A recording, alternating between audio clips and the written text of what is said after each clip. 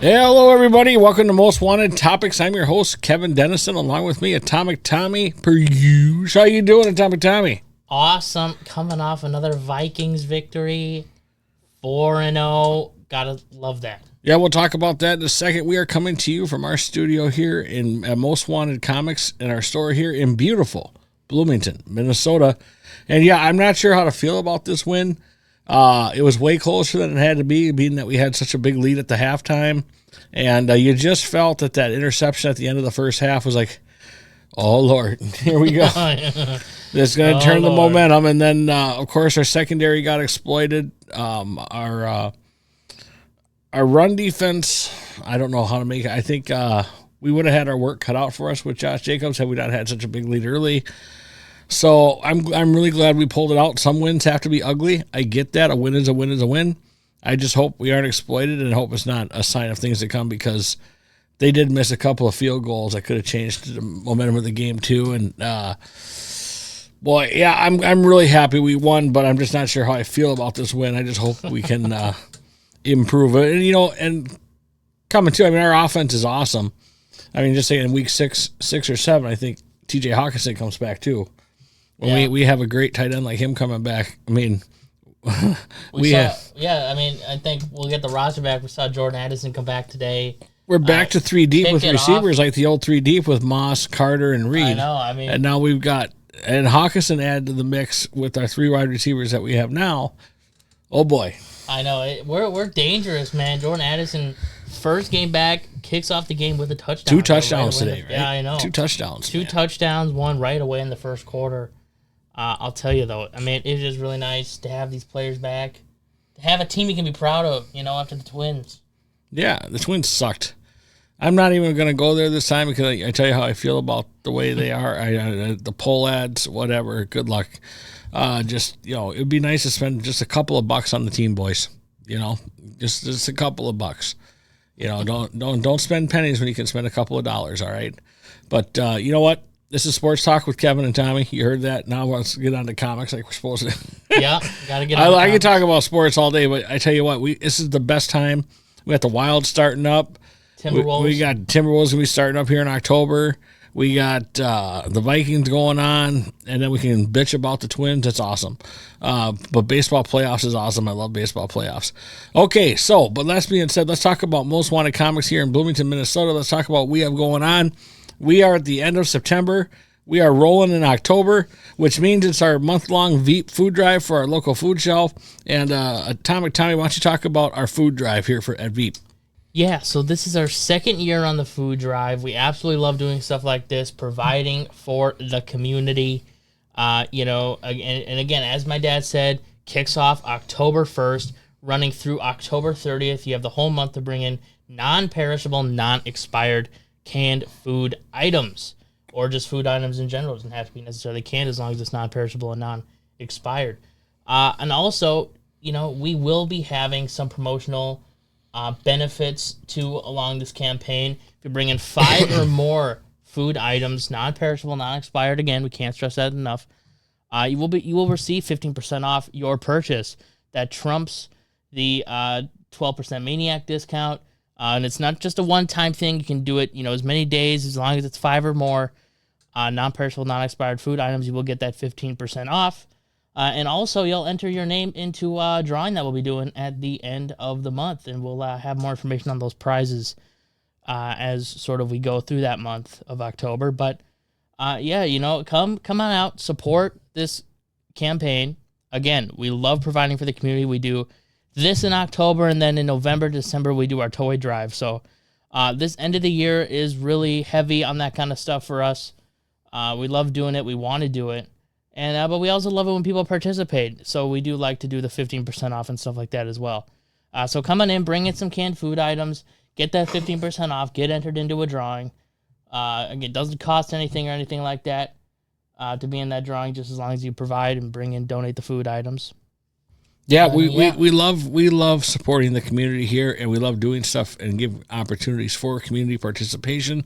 This is your way to participate and help some families that are struggling. And it helps to buy some comics. So you know what? Yeah. Hey, you donate, you do great. You know what? You donate, you do great. You donate, you do great here at the store because you save 15% and you get registered to win a prize. So every time you do this, every time you come in with food items for the food shelf, you're drawing it in for, which on the 30th, we're going to do the drawing for the prizes for all the people who donated. And then you also get 15% off every time you come in with 5 or more non-perishable food items and non-expired. So October is a fun month to give and to give back to the community and do your part to help the local food shelf here and help some families in need that are struggling right now. Just need a little bit of help. And we don't like to see kids go hungry or families go hungry when there's enough to go around. With that being said, we also have some fun events planned coming up in October. One of them I'm really looking forward to is former Vikings legend Tim Irwin, who will be here in the store Friday, October 18th from 5 p.m. to 7 p.m., signing autographs, taking selfies. All the details are on mostwantedcomics.com and also on our Facebook page. So Most Wanted Comics, I'm on our Facebook page. And also on Instagram, you can also check us out at Most Wanted Comics LLC on Instagram. So make sure you come and check out all the details and meet Vikings legend Tim Irwin. And then why don't you talk about October 22nd for our main event night on Tuesday night? Main event, yeah. Again, if you haven't heard, every Tuesday night from now until October, I think 30th, right? October 30th is that last Tuesday of October. If I'm wrong, it's the last Tuesday of October is when we're running it through.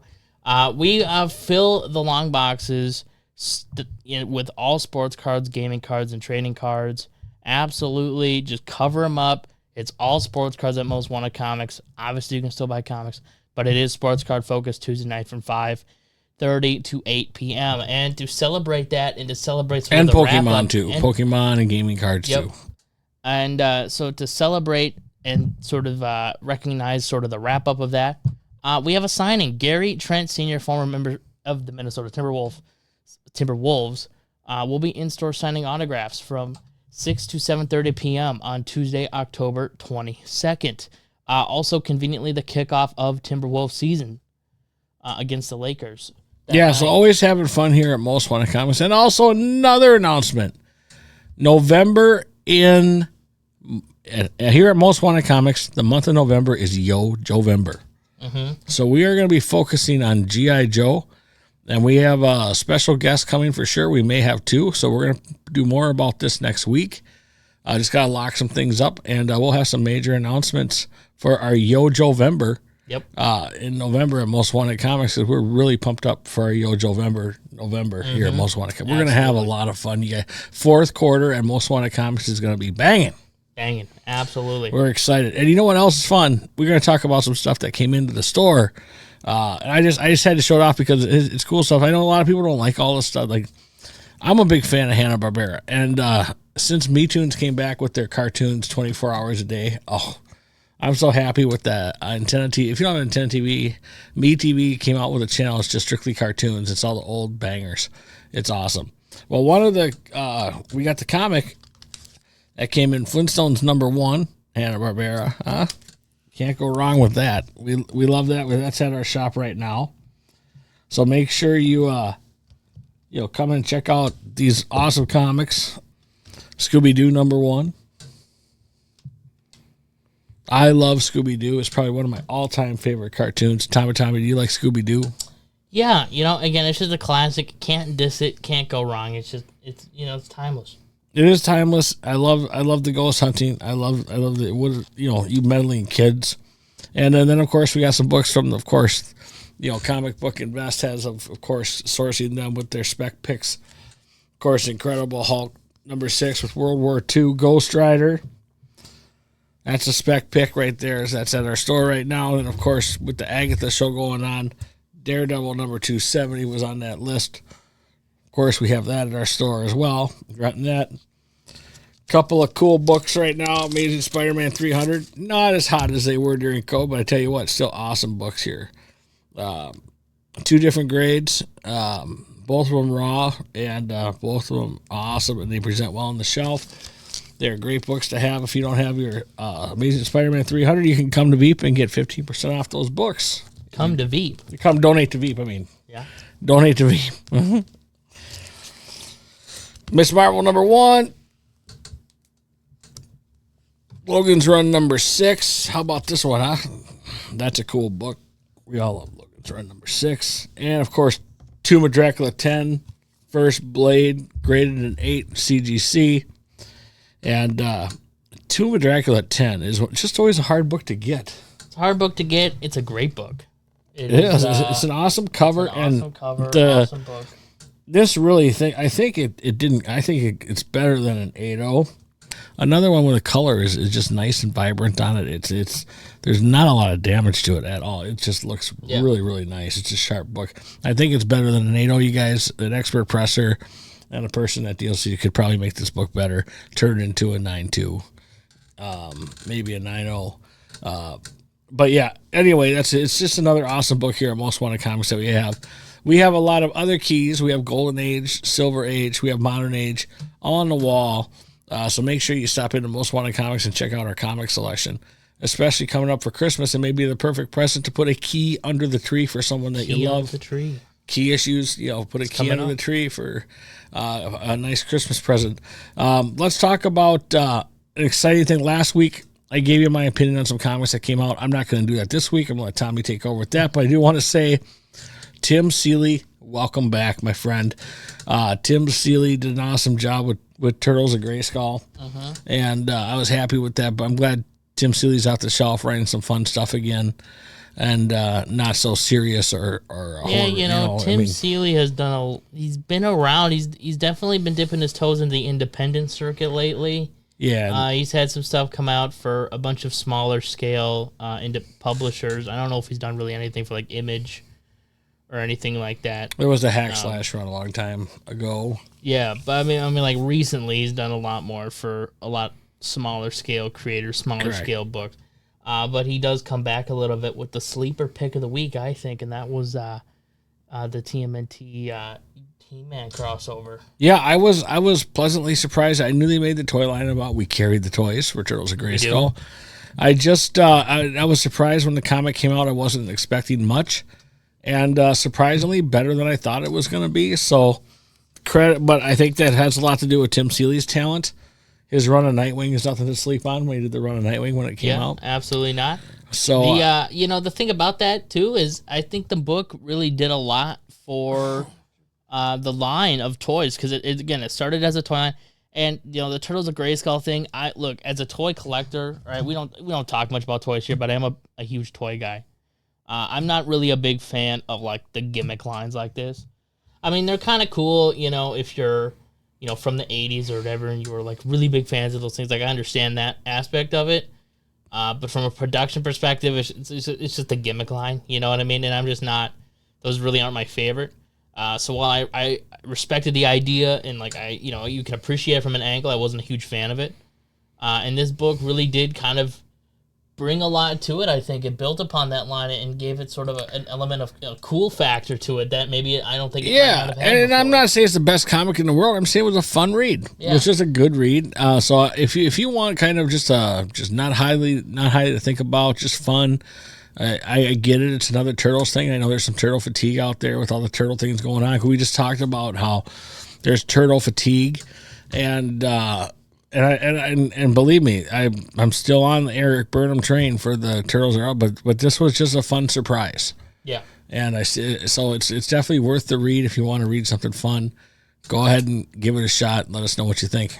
Yeah.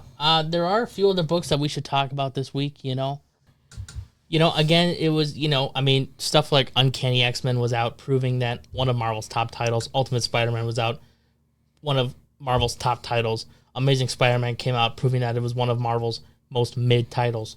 I'll tell you though, there was something that stood out on the shelf to me that I've been kind of wanting to talk about for a few weeks, a few months really, a little more in depth. I think we might have covered it months and months ago, maybe in a previous episode briefly, but I do want to kind of do a larger discussion on it, and that's the Star Wars TV show adaptations. Because I was looking on the shelf, scanning, and I see we come to sort of the Star Wars section, and there's one book out, Star Wars Ahsoka. And you might say, oh, an Ahsoka story, that's kind of cool. What's that about, Atomic Tommy? Well, no, it's actually not about anything. It's a direct adaptation of the Ahsoka TV show, which, no matter what you think about the Ahsoka show, because, working in a comic store, we hear every take that could formulate in somebody's mind. We've heard the love and the hate, all right? We've heard the love and the hate. Nothing you can't tell us. And but it doesn't really matter what your thoughts on the show is.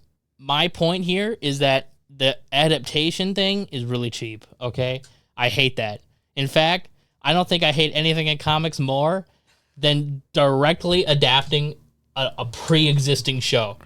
That is like the pinnacle of ugh. Are you happy, Marvel? Are you happy now? You got them going. It's not even the fact. Again, it's the quality of the show is irrelevant. The quality of what you're adapting is irrelevant. It's the fact that instead of producing, using, because there's a writer behind this, there are creators behind this, putting this from screen to page, and you could be using them to maybe tell an original story that maybe builds on the Ahsoka show, or does something creative. Back in my day, which is today, we used to have books that would further the shows, books that would come out to further the movies. You would have tie-in material. What happened to that? What happened to the tie-in material? I just, it pisses me off to unheard of levels when I look on the shelf for Star Wars comics and all I see are just show adaptations. And now, that isn't all. There are, there's still Star Wars, there's still Darth Vader, there's still Inquisitors. They still do Star Wars, Marvel, they still do put out original Star Wars content, right? I'm not saying, I'm not dismissing that, I'm not ignoring that. That does happen. Arguments can be made that they're not very good. I don't read them all, but they've run its course. They've definitely run its course. We're not in 2015 anymore with Jason Aaron's Star Wars. It's a polite way to say it. They've run its course now.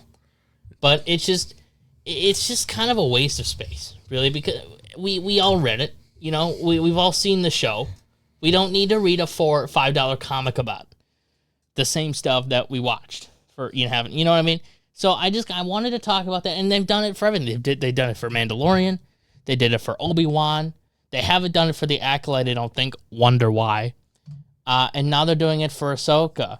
And I just, again, I see that release, and I just think about all the potential stories that we could have instead. They canceled the Bad Batch, arguably Disney Star Wars best show, or one of their best shows other than Andor. It was one of their better shows. Yeah, Andor was up there, and of course Mandalorian, and then Bad Batch. Those were the big three that they had. There's still so much story to tell with the Bad Batch. And so instead of using this release space, this release slot, as a Bad Batch continuation story or tie-in story, the TV show adaptation. The TV show had to give us some more stories in comics. It goes, hey, after the last episode, pick it up. When Star Wars first relaunched, and Jason Aaron was writing it when it relaunched, they took it from after A New Hope had ended. And it was the in-between stories, between A New Hope and Empire Strikes Back. That was a cool take. Yeah. It was fresh. It was some stories. Darth Vader was an absolute badass. Right. And everybody loved it, And that led to the Darth Vader spin-off series, which was absolutely the best Darth Vader series. Yeah. And now they've ridden that horse as far as it can go with Darth Vader. But it was really cool. It was fresh. How cool would that be if you guys just came out with the Bad Batch, and it's a continuation of the show you got done with? Okay, it was a perfect setup the way they ended Bad Batch to add way more stuff. Yeah, she's off in her own thing. They're off. They can whatever. They can cover both of them. Or even they set it up perfect. Or two separate titles. They set it up perfect at the end of Bad Batch. They did a time jump. Quite a large time jump, so there's plenty of time, plenty of story to tell, and it just you can tell after or in between a time jump. There's no logical or reasonable reason to use to do an adaptation. There's no reason for that, There's just, I just don't understand. But that's enough of that. There is one more thing I want to talk about, though, and that's, if you need some editors with fresh ideas, we're here. Just contact us, Disney, Marvel. We'll take a paycheck from the mouse. We'll take a paycheck from the mouse. There is one more thing I want to talk about, and that's the Flash. We don't talk about the Flash too often, but I do. That's your character. That's your character. You guys don't know the Flash. Barry Allen The is slowest man in the universe. slowest man. Yep, is my favorite comic book character. There's a lot of reasons for it. We don't have to go into that, but do know that I have been reading, consistently Simon Spurrier's Flash run here, and it's really good. I say Barry Allen's my favorite character, but I am a Wally fan too. I'm not really here. I don't really want to talk about that too much. It did just kind of wrap up a big arc. I do highly recommend it if you want to read Flash. Pick up the first trade that is out now of Simon Spurrier's run on the Flash here. The first trade is out. Pick it up. Give it a read. It is some really fun stuff, really sort of deep stuff, mind-boggling stuff, science fiction stuff that you really have to read a couple times to get your head around. And it's perfect for the Flash, and a good Wally story too, by the way. Again, Wally West is still recovering from Heroes in Crisis in a lot of ways, and they're doing a good job building him back. But where is my boy Barry, man? He's just nowhere to be found. He shows up, in this sort of the last couple issues, doesn't really do much, and then she's just nowhere to be found again. And for those of you who don't know, they're rebooting the Justice League. Weird. Could have seen that one coming a mile away. Let's pivot on that for a second, because Absolute Crisis, not Crisis, Absolute Power, which is coming out now, is very mid.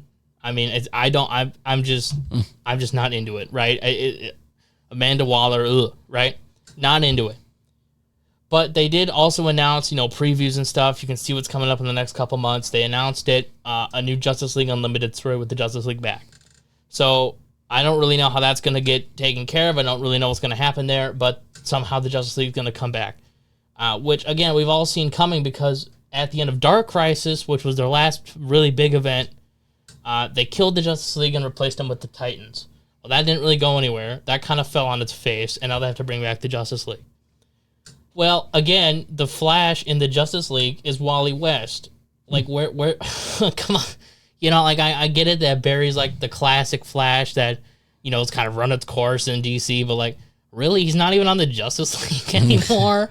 He's not. You are shunned. He's not even here anymore. I don't what's going on. We'll just put Barry over here. I don't understand. And as a Flash fan, I can't stress enough. Wally West is great. Hey, the CW Flash is all about Barry. Yeah, and that's why there are so many Flash fans. No matter what, myself included, I got into the Flash because I grew up with the CW show. You can argue with a wall. Was it the greatest show? Absolutely not. It kind of sucked at times. But like it or not, it got me into the character, and it got so many other people into the character. And it's what spiraled. I mean, it's what spiraled New 52. New 52 dramatically inspired the early seasons of the Flash TV show. And Grant Gustin, right? Grant Gustin, yeah. Grant Gustin played Barry Allen and did a great job, and should have been in the movie too. He did it. That's a discussion for another time. Let's get going. But he, and it kept Barry going throughout Rebirth and Joshua Williamson and all that stuff is really good.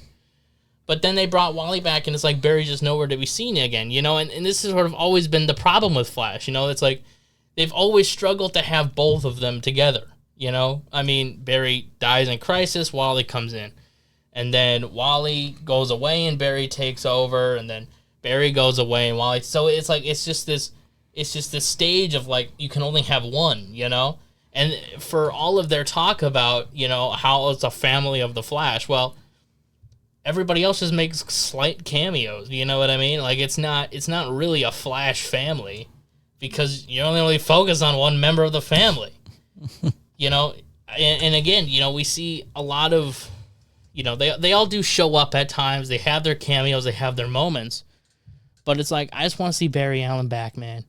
That's all I want to see. I can't believe they shun him in the Justice League. Bring back Barry. They can't even bring back Barry. They can't even let him in the Justice League, man. That. I don't know. Anyway, all right. Well, again, enough about that. Let's move on and let's talk about what's coming up this week. We do have a few things. First of all, how about DC Creature Commandos? DC Horror presents Creature Commandos #1. This is kind of important, because I think this is really the kickoff of their comic book branding for the Creature Commando show coming up in December, the official start of James Gunn's DCU starts in December with Creature Commandos, and we're getting a comic book to reflect that, which I think is pretty cool. I think there's going to be some collector's issues in here. Yeah. I think it is because of the start of the James Gunn takeover of DC, and I think we have to look forward to some good things coming from that. I think so, yeah. So I'm cautiously optimistic about this book, so I'm excited. The other book that we have coming out too, again, another X-Men book, kind of oversaturated at this point, but Storm #1. Take with that what you will, honestly. Storm #1. Next is right. And, that's that. I think those are really the highlights for the week. There's a new issue of Daredevil this week, which I have been thoroughly loving Daredevil. So we'll definitely be picking that one up. But, that's this week for you. Well, yeah, like I said, if you didn't get a chance to read Turtles of Grayskull, I know we were talking about Turtle Fatigue. Go back to your local comic shop. I'm sure hopefully there's a copy for you. Tim Seeley, great job. Everybody, we hope you have a great week. Have a safe week, and we'll see you at the store, everybody.